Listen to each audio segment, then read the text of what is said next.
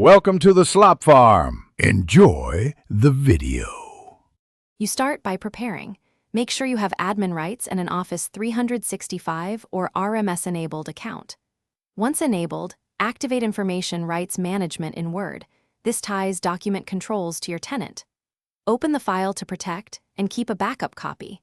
This prevents accidental lockouts. Then choose the Protect Restrict Access or Permissions option. You're moving from simple read-only to true rights management, because that's the mechanism that prevents copy and paste reliably. Now you apply the only dependable control. Assign a no-copy permission policy. In File Info Protect Document, choose Restrict Access or Manage Permissions. Create a custom policy that grants read-only rights but explicitly disables copy, print, and save as.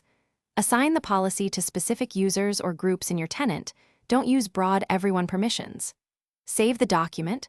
Word embeds the IRM metadata, so once done, clients that honor IRM cannot extract clipboard content. Finish by testing. Open the protected file as a typical user and attempt copy-paste. You should see clipboard actions blocked. If copy still works, make sure clients are updated and that IRM is activated organization-wide, because older or third-party apps can ignore IRM.